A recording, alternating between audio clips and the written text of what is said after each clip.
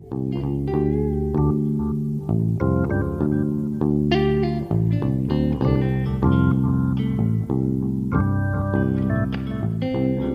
to Keep the Game Beautiful podcast.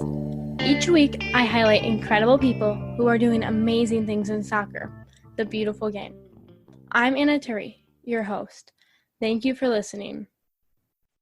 I have been volunteering much of my time. This week, I'm probably around 280 to 300 volunteer hours, which is quite a lot for someone my age. There is still so much damage to our area and so much that needs to be done, and I can't wait to help even more. Today I talk with Julio Serrano.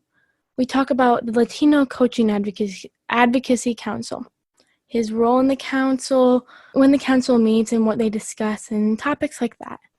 We also talk about Latino culture, why family is so important to him, differences between Latino and Latina, little things that people may not know about the Latino culture that are very important. I hope you're able to learn about the Advocacy Council and the Latino culture today. Enjoy the episode. Today's guest is Julio Serrano. Julio represents Latino coaches on the United Soccer Coaches Advocacy Council. He is also the president of the Latino Coaching Advocacy Council. He has a great past in coaching at all different levels. Julio is now a part of the Illinois Youth Soccer coaching staff. On this podcast, I always start with the same three questions. So first, what does the beautiful game mean to you? Anna, the beautiful game to me means it's in its simplest form. The game is for everybody, and the game should be shared with everybody. I think too many times we get caught up with the how and the what.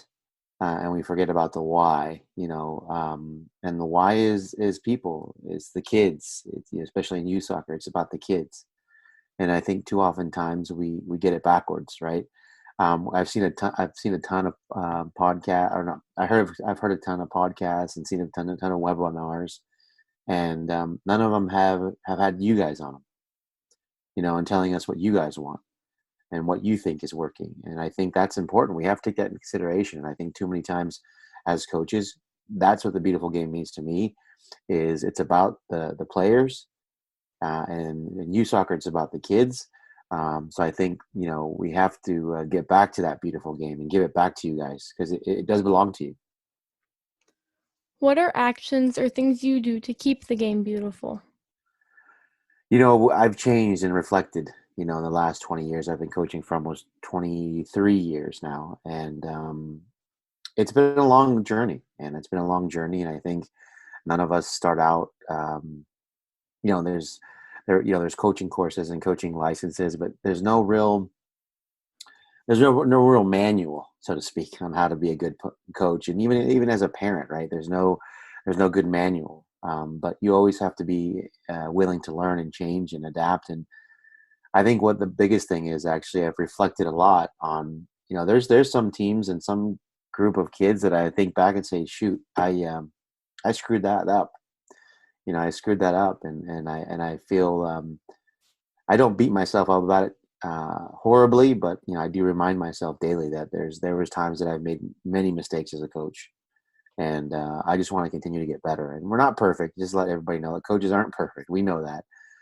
It's just how we reflect and how we learn from that, and it's also now taking kids into consideration, right?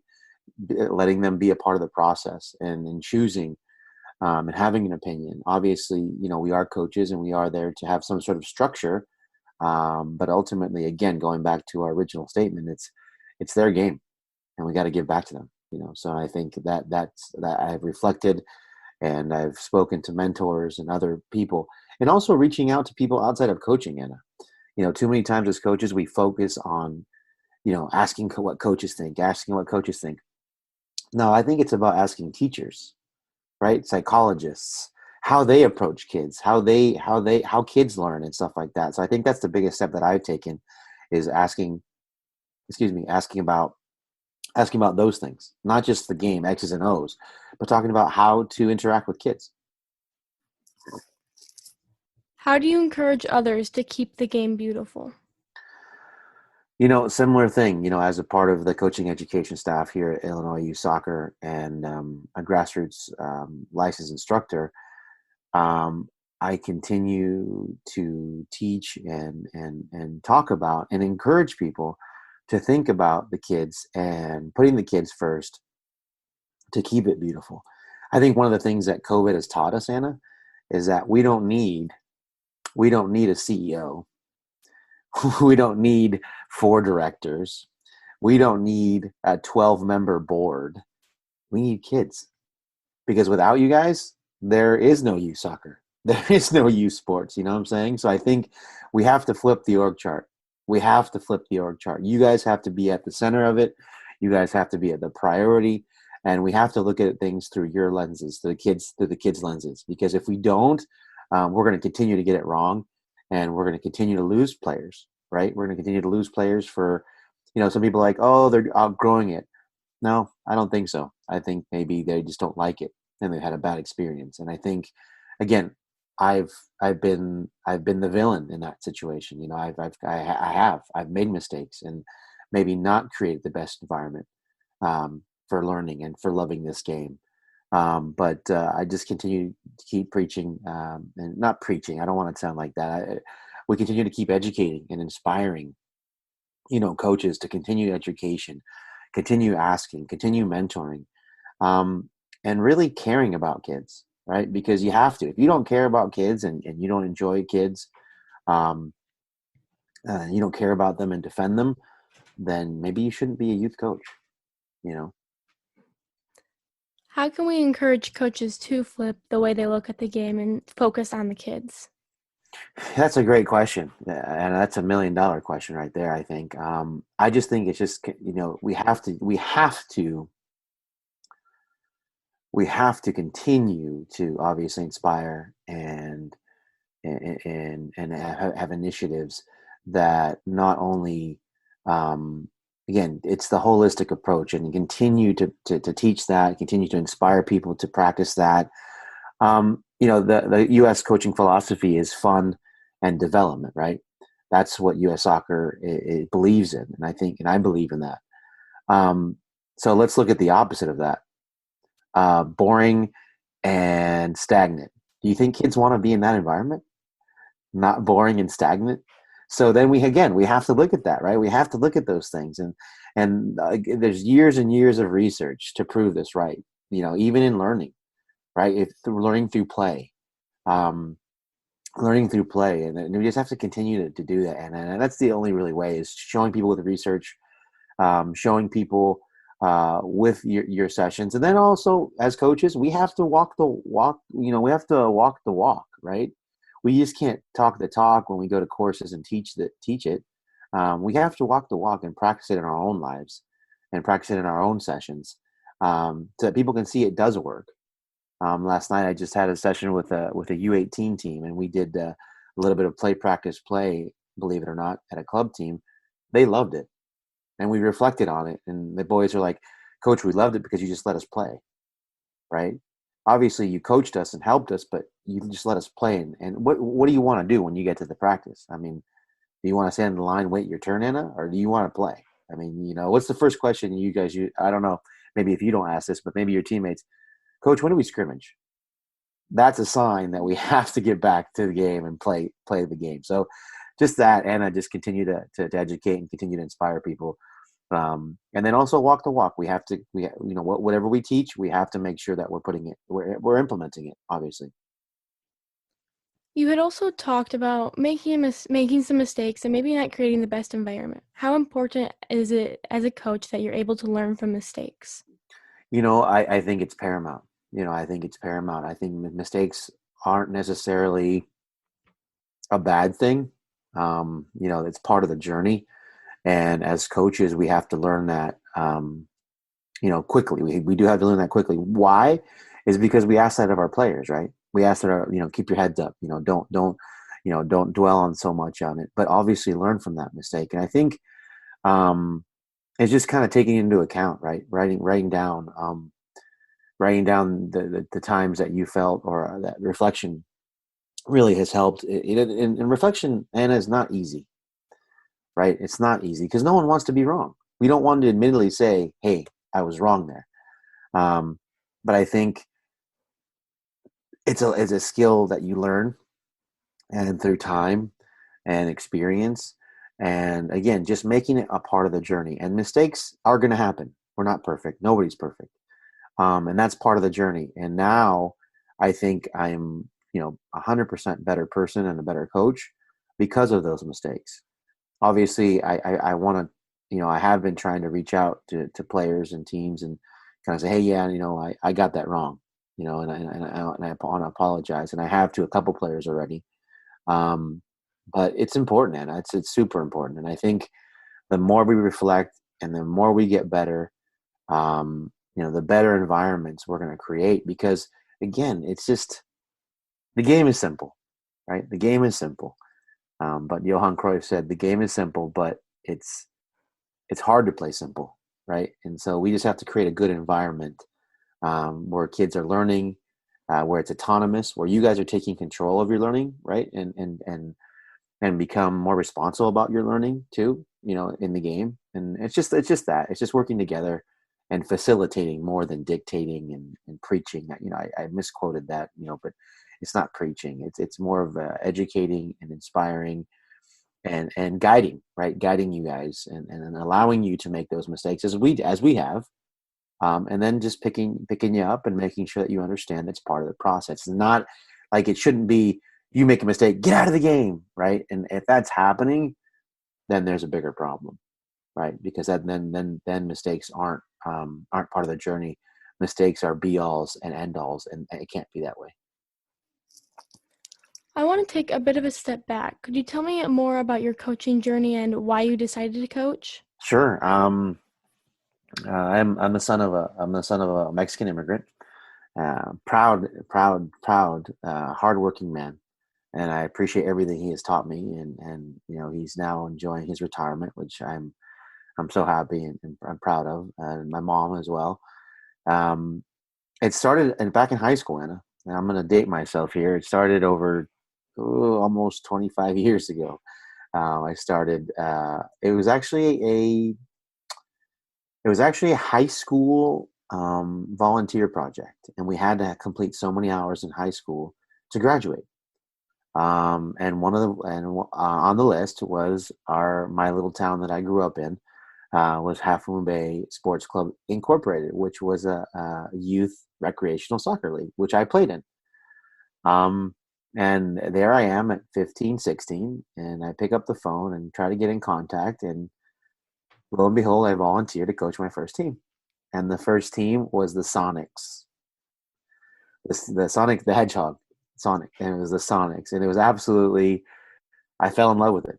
I fell in love with coaching. I fell in love with the kids playing, and I didn't know a lot about coaching back then, so I just did what my 15, 16-year-old mind told us to do. To believe it or not, it was a U8 team, and obviously we scrimmaged a lot. Um, I think I was ahead of the curve there, the play, practice, play model, because that's all I knew how to do was to scrimmage. Um, but we also had fun. So in the hour practices, the first 15 minutes, I would take them through the jungle gym, and it'd be like a little obstacle course. And they loved it. And little did I know what it was. I mean, we were working on balance and coordination and different things that you need to play. But they didn't see it as work or fitness. It was just fun. Coaches taking us through the jungle gym, and having a good time. And I think I should have learned from my 15 or 16-year-old self, because that looking back at that was probably one of the best environments that I created. And then from there, obviously, through high school and college, and then I started coaching. Then I coached, got into a club coaching when I was about 18. I started coaching a club, Azteca de Oro, again in Half Moon Bay, and they were a U14 team at the time. One or two players made it. Omar Martinez played with the Islanders in Puerto Rico. And there's just a couple. And then after that, I was fortunate enough to meet my wife, and we moved from California to Kentucky. And funny thing is that when we first moved to Kentucky, in our neighborhood where we lived, or where we rented the apartment, there was a sign that said "free coaching course." And my wife says, "Hey, look at that! Do you think about going?" And me being the young, egotistical, machismo type of coach, I said, "What are they going to teach me?" Right? That was my mentality, and that's how wrong I was. You got to remember. But thank you to her, thank you to Miriam. She convinced me. She's like, "You need to go. This is free. You're going to get better. You can educate yourself, and kind of the rest is history there." And I started taking the grassroots modules back then when they were offered. Then I met some influential people there at Kentucky Youth Soccer. Um, Steve Fugman, who introduced me to my first director of coaching job. And then Adrian Parrish, who's now with FC Cincinnati, was the director of coaching for Kentucky, and he really helped me along the way and taught me and mentored me indirectly and directly. And those guys had a big influence. A good friend of mine, Michael Lippert, um, same thing. He was there for me when things got tough, and I'm forever grateful to those guys and those girls, because I got an opportunity to coach in college because of Leah Castleman Cruz at Georgetown College. She's still there running a great program.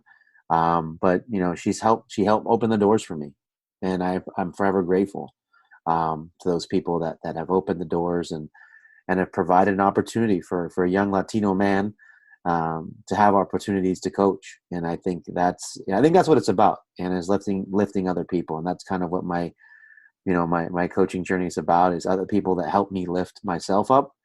And then, coached at Georgetown, coached at University of Pikeville, NAIA schools. And then when I moved back to California, because my grandmother fell ill, um, I coached. I returned to my home club and coached there, and I became the director of coaching there, and then worked with the club in Redwood City, California, Juventus, and then Palo Alto Soccer Club, and now I am in Illinois, and now I'm currently working with BVB International out of Napierville, Illinois, which is a small club there that has an affiliation with Borussia Dortmund, and obviously coaching with Illinois Youth Soccer and coaching education with Illinois Youth Soccer. So it was kind of a zigzaggy kind of kind of journey, because it's back and forth across the country. But I've learned so much from so many people.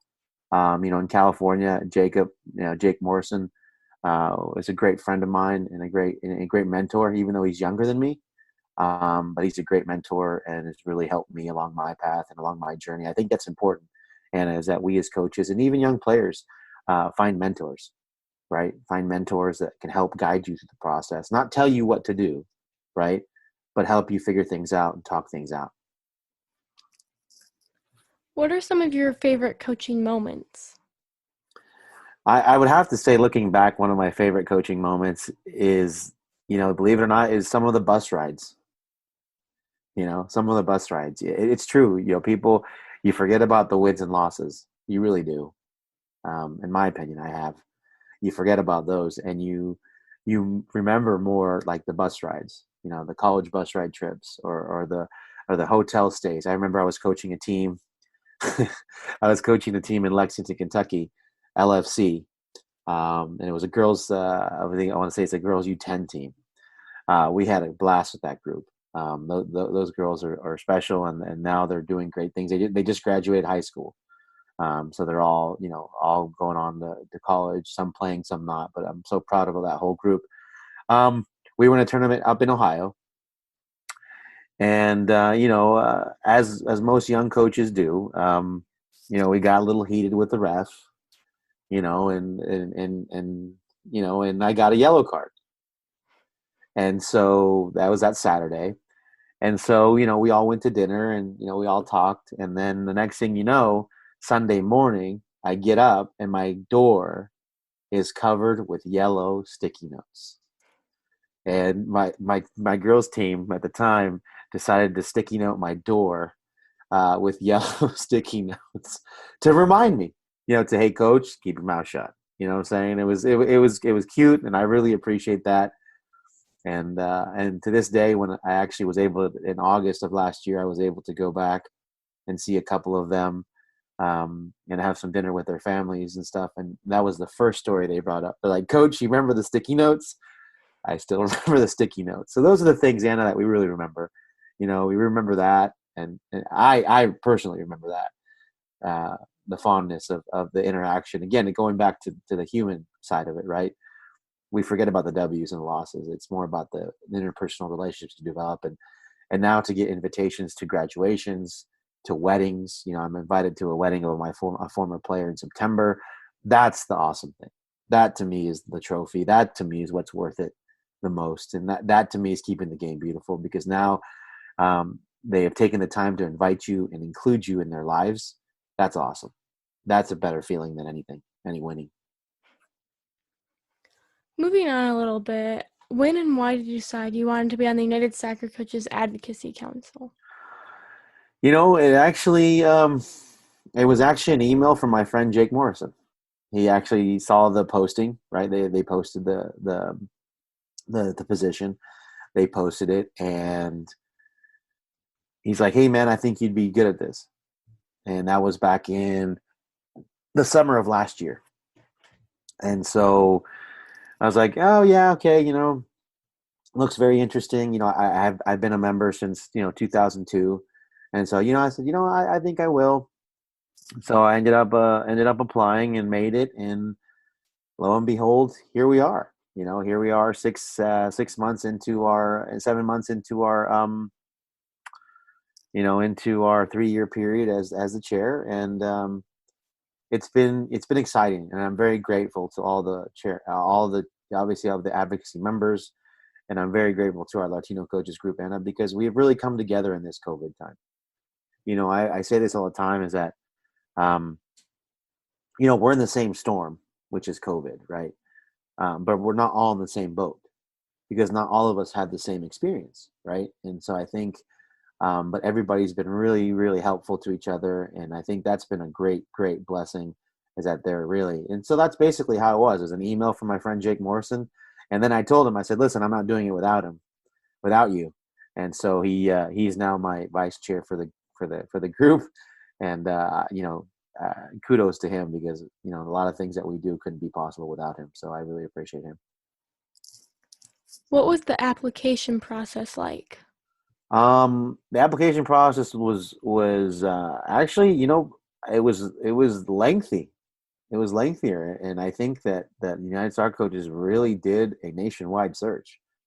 I want to say there was over 50 applicants, I was told, that wanted to be a part of it, and it was a series of interview calls, obviously, because their office is in Kansas City. So, but it was a series of phone calls with different people, with Lee Jarrell, with Sue Ryan. A couple of other names escape me, but it was quite a process, and actually I was shocked, to be honest with you. They took this really seriously, and I'm now, as I reflect on it, it's like, yeah, wow, that I'm very very fortunate to be a part of this process, right? Because they did take it very seriously, and now I'm just very grateful to them, and and to United Star Coaches for the opportunity, and Vince and Ian and everybody at the association, for providing a platform for Latino coaches. What's the difference between representing Latino coaches on the council and being the president of the Latino Coaching Advocacy Council? Yeah, that's one and the same, Anna. That's one and the same, because the translation of it, right? The translation of it in Spanish, there is no translation for chair. And so basically, what the Latino community in Spanish calls me is the president, right, of the Latino Coaches Group. And so that's why it just kind of it's not interchangeable, but it's one and the same. So there is no different. The title is just in Spanish, right? And I think that's because, again, there is no literal translation for a chair. And the literal is see ya. And that's not what I am. I'm not, I'm not a figuratively, I'm not a chair. But no, that's there. Yeah, there's no difference in that. It's the same title. It's just that the Latino community is the president of the Latino Advocacy group. That's all that is. Yeah. What kind of work do you do in representing Latino coaches in the council?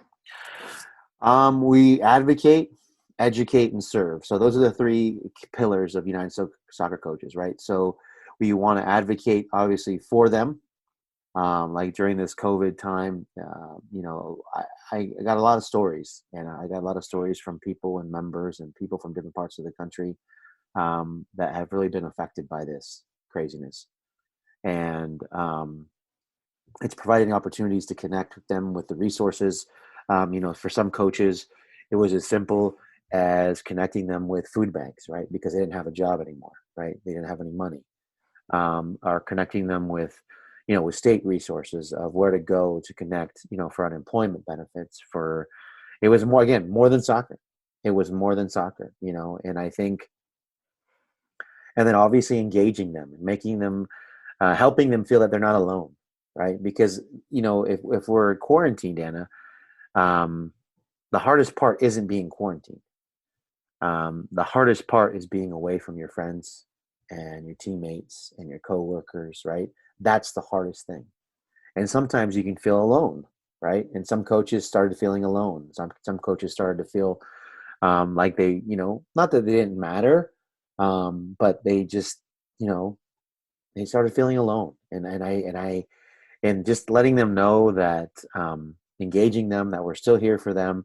We have a podcast ourselves. We would love to have you on one day. We have a podcast ourselves, Latino Coaches Podcast, and we bring on different guests that talk about different things and showcasing, Latino coaches, right? And making sure that they understand that they can do the same thing. We have a webinar series. We have a Monday Night Live on Facebook. We have a weekly show. And again, just letting them know that we're here and we're trying to get through this together, and we want to get through this together, because it's going to be no fun if the game is not 11v11 at the end of this. If there's somebody missing, what I'm saying? It's not going to be fun. And so I think that's the important thing right during this time. And I think actually, in a weird way, COVID helped galvanize and solidify the Latino group and really united us. And so I think in that aspect, I think we can turn a negative into a positive, because I think we've gotten a lot accomplished in a short period of time. How important is it in this role that you're able to listen to other people's needs? Anna, it's very important. I think it's too often than not that, people make decisions, or boards or executives, whatever, make decisions based only on a certain demographic.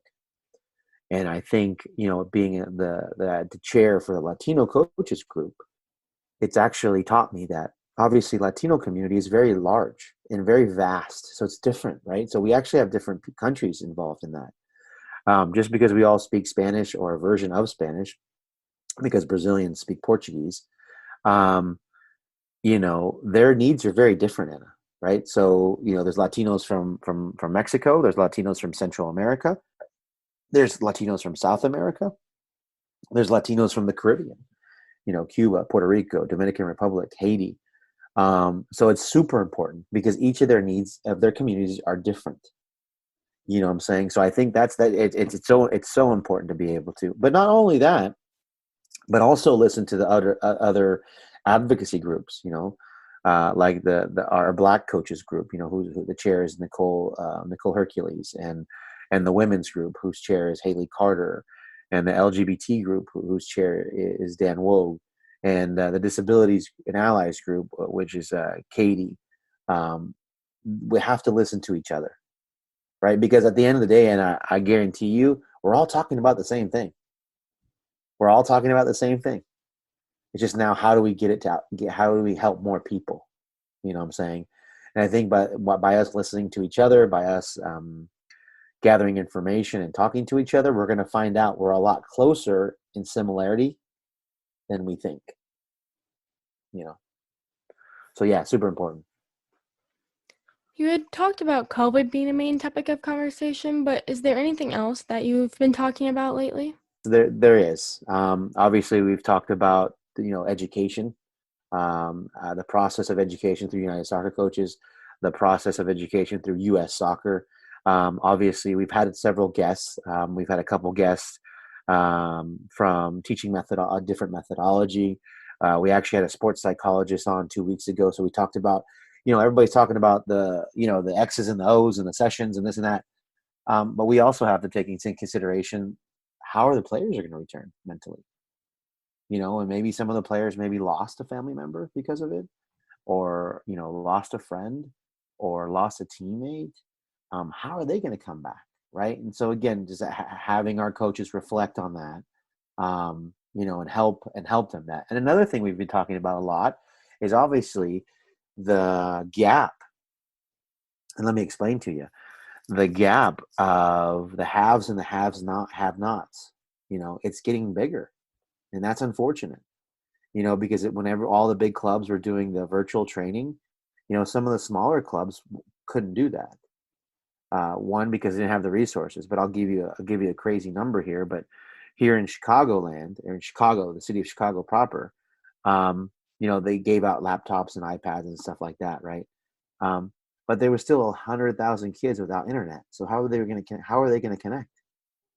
You know what I'm saying? So those are things that the gap is getting wider, and that's unfortunate to see. So we have to do things a little bit better to make sure that all the kids have an opportunity to learn, and all kids and all people have opportunities, right? And obviously working for those opportunities. Not, we're not, again, I'm not advocating just for carte blanche. Everybody has everything. No, but providing the essentials for these kids to be able to continue their learning, because now some states are going into virtual learning. Right. I'm sure that's one of the barriers, is how do we provide internet for some of these kids that maybe their parents can't afford internet. So again, it just brings up bigger issues to me, more like real life issues, and how we address those with our players and with our kids. So you had talked about bringing in a sports psychologist. For myself, I've been taking a community college class about psychology, and I decided to write my research paper on the psychology of a goalkeeper. Why is psychology in this sport so important? It's so important because of the different factors. Obviously, it's the perception factor, it's the self-talk factor, it's the convincing of yourself, it's the talking to yourself, and how you view things and how you approach things. And I think it's important that our coaches remember that we are still people. And again, going back to our original statement, they are still kids, right? So we have to think about where they are in their development. And so then we can better help them, and better guide them. Too often than not, again, and if you can even see it online, Anna, you can see all the webinars and all the virtual training sessions, right? Was just about fitness and getting touches on the ball, right? And nobody was really talking about the psychology of how are you feeling? How are you feeling? How are you dealing with that? And the whole reflection process. And I think that's what we have to bring to the forefront. And I'm proud of you, and awesome that you're taking that course. And I would love to, if you could publish that paper, that'd be fantastic, because we'd love to see that paper and see, again, asking you, the player, what it's like. And I think we would learn so much from you as adults and as coaches, because we don't. But to answer your question, psychology is a huge factor. It's one of the 4 pillars, right? It's one of the original 4 pillars of the game. Tactical, technical, psychosocial, and physical, right? So plays an important part in the development, right? And then also at what stage you are developmentally, emotionally, right? Because how to control your emotions, right? That's also part of psychology, and helping control your emotions. And again, going back to self-talk, right? Because we can be our biggest enemy, and we can be our biggest critic, because once that negative self-talk creeps in, Anna, that it could be game over for us, right? So we have to learn to control that self-talk, and not control it, but turn it positive. Say, hey, we can do this. It's okay. One mistake, it's okay. But again, as coaches, we have to know how to facilitate that environment to where to where we don't freak out with one mistake, right? And then cause the biggest social, psychological drama that we can. It's like anything, right? It's the empathy effect, right? When you eat something because it tastes good, right? And you want more of it and you crave it, or you want more of it because it tastes good. The body has the same reaction, and your mind has the same reaction. So if something's miserable to you, are you going to want to continue to do it? Probably not, right? So going back to the two, the fundamentals, the principles, the developmental principles of U.S. soccer, fun and development. So if you're not learning and if you're not having fun and you're bored and miserable, are you going to continue to go back? No, you're not. So I think, again, going back to that, and then now with the psychological part of it, it's the same thing. If we're not creating an environment for you to then self-reflect and teach you to self-reflect and teach you to think about things differently, and maybe having a cognitive type of approach to the game, because people think that soccer is the sum of its parts. It's not. There's a saying, there's a quote out there that soccer is 90% mental and 10% physical, because a lot of it is the mental game and how we think and how we process things. So I think it's paramount. And I applaud you for taking that course. You've talked about self-reflection quite a bit. How do you encourage your players to self-reflect? I encourage we do group reflection after the session. So we talk about, in a group format. So maybe a think, pair, share type of thing, where they look into their teammate to the right, talk about it for about a minute while we're stretching or doing a cool down type of thing. And then we reflect on 3 things that we did well in the session as a group, including myself, because I'm part of that group. And then 3 things that we can improve on. And then when they get home, I continue to encourage them to do the same thing, but for them personally. Right. And if they feel that they want to share with me, they can. Some do, some don't, which is okay. I mean, that's quite all right. But again, I do continue to preach that. We start that together at practice, at the end of practice. And, and then again, as coaches, why wouldn't I want their feedback? Right. It doesn't make sense to me that coaches don't want their feedback and don't want their reflection. It's like, yes, we want their reflection, because their insight, again, it's their lens. And last night was an awesome practice, and this is one of the things that I'm proud of and excited about.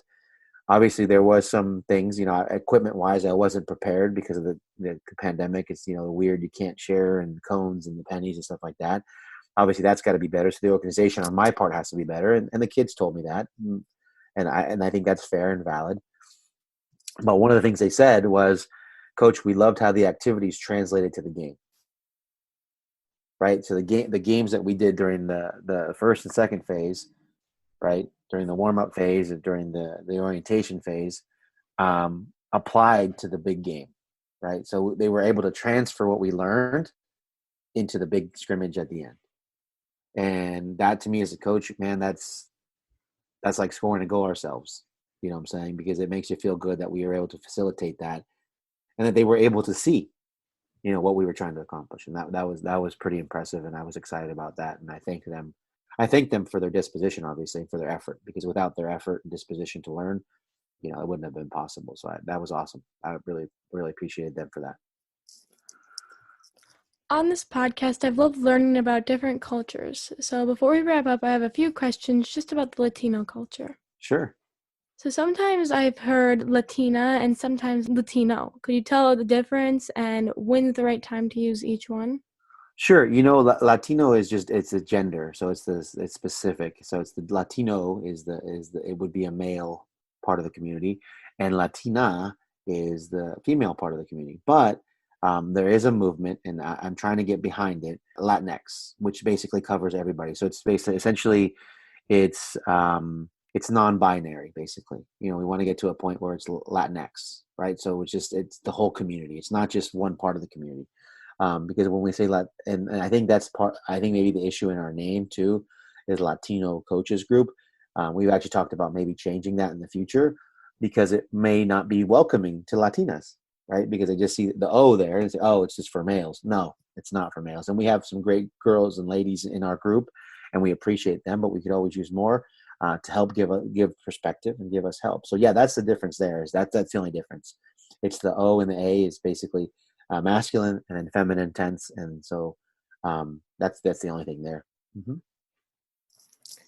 Is it ever difficult for coaches that they might be seen as Hispanic or Latino, but not as their specific culture? It is. It really is because for a long time there, Anna, all people that spoke Spanish were automatically Mexican, and they're not, right? And I just think that's where our communities have to learn, and they have to be educated that not everybody that speaks Spanish is Mexican, and there is kind of there's a sense of pride being where you're from, right? And that's, you are who you are, and people should be proud about that. But just respecting and knowing the difference, and not, again, just understanding the difference. That's it. People don't have to agree, and it's okay. People have your own stance, but just understand and respect the difference, right? Because again, even our dialects are different, right? So we do speak Spanish. Most of us, all of us do, except for obviously some of the Caribbean countries. They speak more of a Creole or a French influence, and then even in Brazil they speak Portuguese. But the thing is that we have our own little dialect and our own little accents. So I kind of compare it to people that don't know, is certain parts of the U.S. We have accents too.